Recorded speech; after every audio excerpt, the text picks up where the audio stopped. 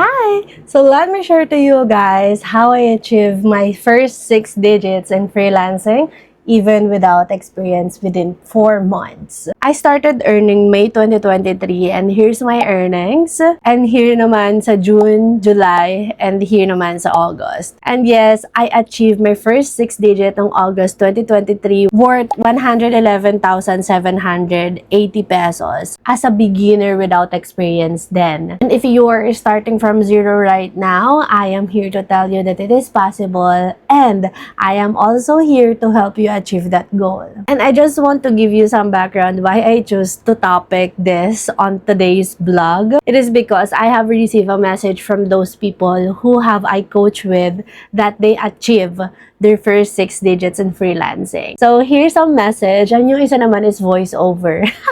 I am not able to show it to you guys, pero yes, I am so happy na na-achieve na nila yung first 6 digit nila. Kaya ikaw, yes, ikaw nanonood dito, I hope you will achieve it soon because I'm going to share with you my journey on how I did achieve that within 4 months. I started May 2023 using cell phone and I just know freelancing because I watch Latasha James YouTube. Like I binge watch everything about Latasha James and I landed my first client na $18 per hour. And you know what? Masaya ako that I landed my first client na $18 per hour. Pero nalungkot ako because yung $18 per hour na yon from 10 hours per week, naging 5 hours per week na lang din siya. And that made me realize na okay, hindi pala dapat hourly si social media management. Kaya, 'di ba, I always tell to you guys that don't offer social media management hourly kasi diyan talaga kayo dadayain ng client nyo. Kaya sabi ko sa sarili ko na hindi to po pwede, kailangan ko pa maghanap ng another client. And my second client, I landed it sa Upwork as well, $12 per hour naman siya. And I am just doing engagement nun. So ngayon ang tanong, Shara, paano ka nakaland ng first and second client? And yes, I did that for the first month ng May. Kasi, nung mga third week na ng May, doon ko talaga na-realize na dinadaya na ako ng first client ko. That's why I need to earn more because I need money. Because during that time, walang-wala talaga ako maibayad sa business debt ko dahil nga iniwan ko siya dito sa Philippines. But let me know guys if you want to know about my journey outside freelancing, why I started freelancing that time. On my second client on Upwork, I just use a simple cover letter direct to the point and just use a keyword, a jargon word that I know na hindi nila alam. So that potential client will know that I can bring value to their business. And nakita ko lang siya because engagement lang siya. And actually, while working sa first client ko, I am doing engagement. That's why, okay, I know how to do this.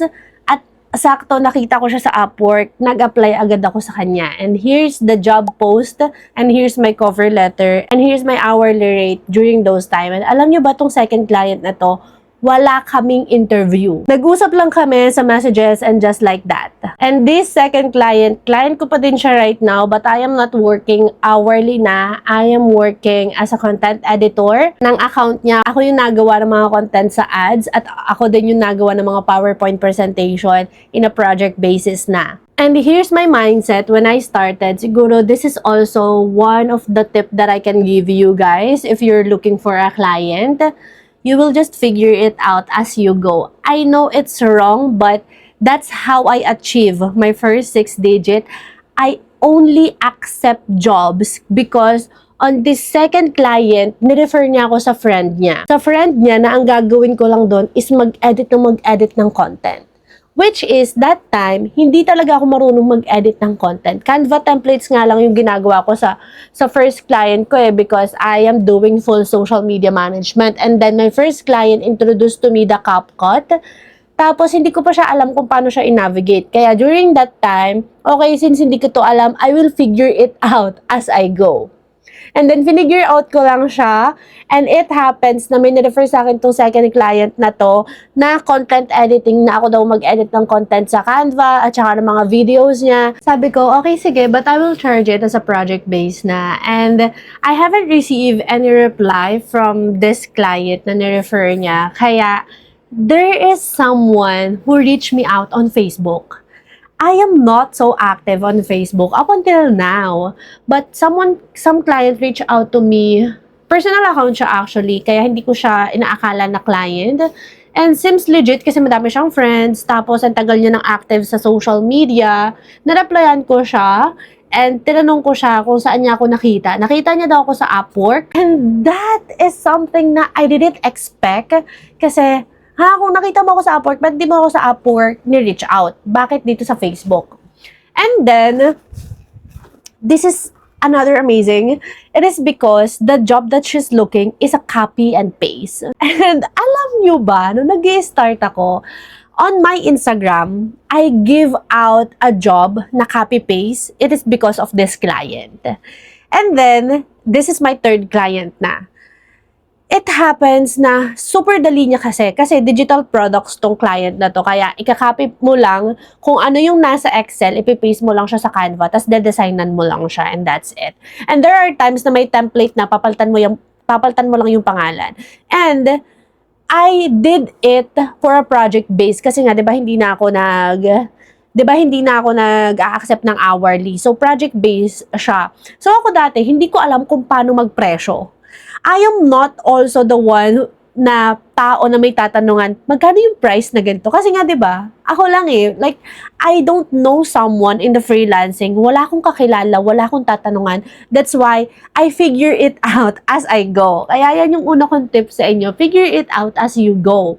Na nag-charge ako without me knowing how much do I really need to charge people. So ako, nag-charge ako, sabi ko, okay, pwede ko to na $75. $75 in one document. Hindi ko alam kung siya ba ay mataas, hindi ko alam kung siya ba ay mababa, pero it happens na pumayag siya. Sabi niya, okay Shara, let's go. Let's proceed with one, and if okay yung job mo, I will give you a lot of tasks because ang dami kong papagawa sa'yo. Ganon. So, nasobra akong excited.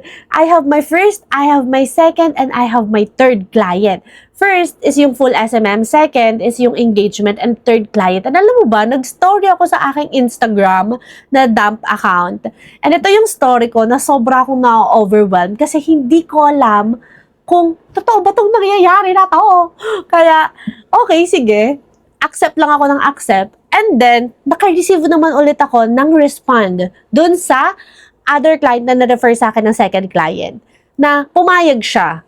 Nag-edit ako ng one video, tapos tinanong niya ako kung magkano daw. Sabi ko, $65 sa isang video.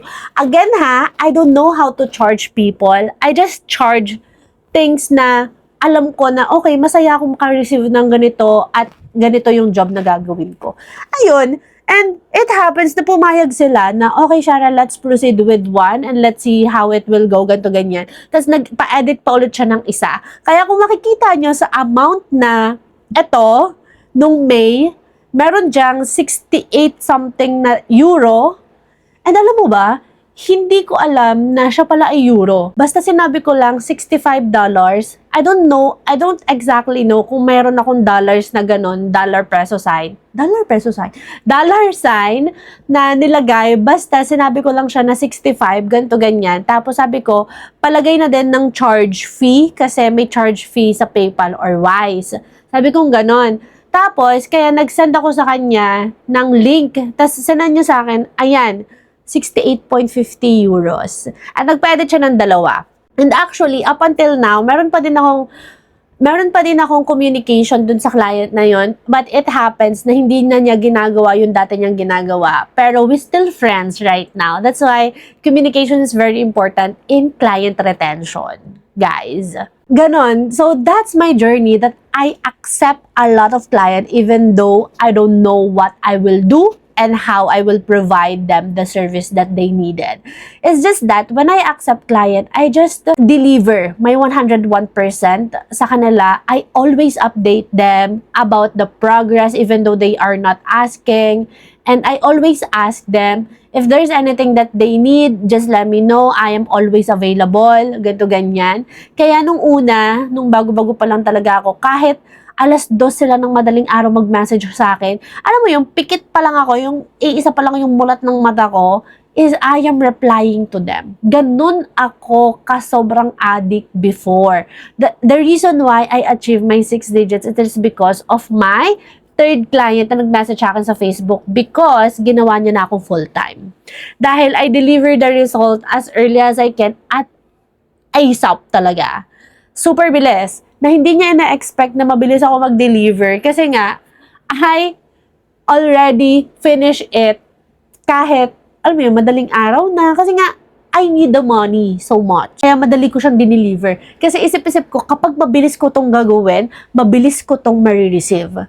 So, that's my mindset before kapag project-based. Kasi nga project-based siya eh. And then, nung una, hindi ako makapaniwala. Kasi sabi ko, I will demand a payment first.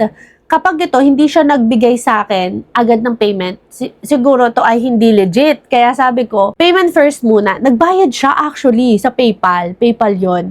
And then, ginawa ko siya. Tapos sabi ko, okay, kahit sa susunod na job, wag na mag-payment. Basta let me know na I can trust you and you can definitely trust me. Ganun yung sinabi ko sa kanya. Kaya yun, paggawa siya ng paggawa, and yun, boom, ang dami na palang naiipon.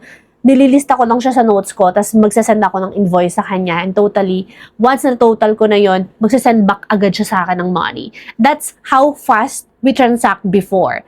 And then, nung nagustuhan niya na yung performance ko, again ha, I still work with my first and second client. Tapos nung nagustuhan niya yung performance ko, inalok niya ako ng if I can be a full-time daw. Kaso nga lang, kapag full-time is babayaran niya ako in an hourly basis. So sabi ko, okay, sige, ilang hours ba ang kailangan mo sa isang week? Ganito, ganyan. Sabi niya, ang full-time daw is 40 hours. Sabi ko, okay, sige, totally fine. Magkano ba yung hourly rate mo? Tapos inalok niya ako na $500 daw per week. Tapos sabi ko, ilang hours yon? 40 hours. Tapos dinivide ko yun, $12.50 lang per hour. Tapos sabi ko, okay na din yun. At least, meron akong sure na $500 per week. And then, doon ako na-excite. Nasabi ko, hala, makaka-receive ako ng $2,000 per month. Magkano yun? 6 digits na yun. Sabi ko, okay, sige. Kasi sobrang excited ako without me thinking na ayoko na ng hourly. Ang parang nag-sink in na lang agad sa utak ko na, okay lang, makaka-receive ako ng 6 digits. Kaya yun, we started to work August. That's why I received my first 6 digits. And that time kasi, nung mga August na, sobrang binabaan na talaga ng client ko, yung first client ko, yung hours ko per week.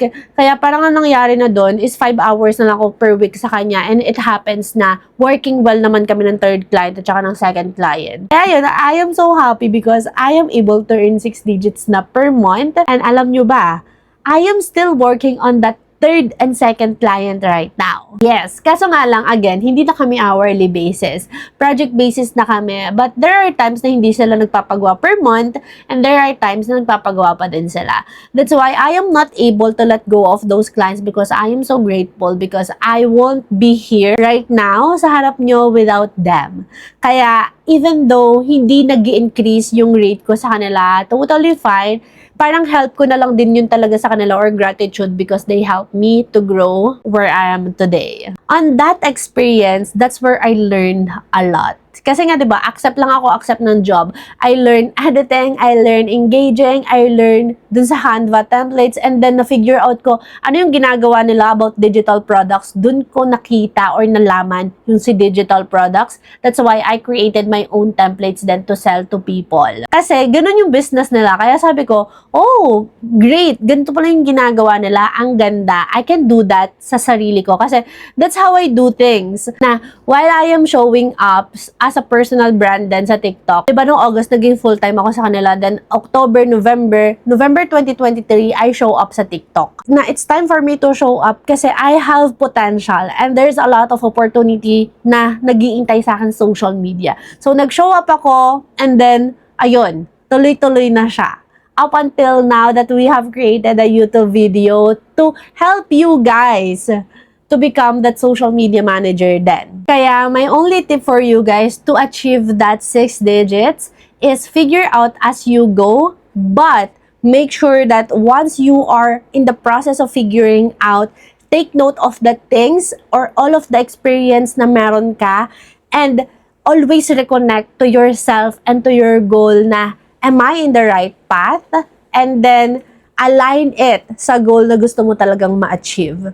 Kasi there are times na kaka-figure out mo, nalo-lost ka na sa journey mo. That's why I would suggest always align everything and i-track nyo din yung mga progress nyo. Always be grateful on what you have right now. Even though you think you are not doing good enough, you are doing good enough. As I can see, because you are showing up right now in front of me and you are watching things on how you will achieve your goal, especially these 6 digits. And if you have any question, feel free to message me on Instagram if nahihiya ka mag-comment dito. I am so happy to hear from you and let me know how can I help you, and I am so happy to help you.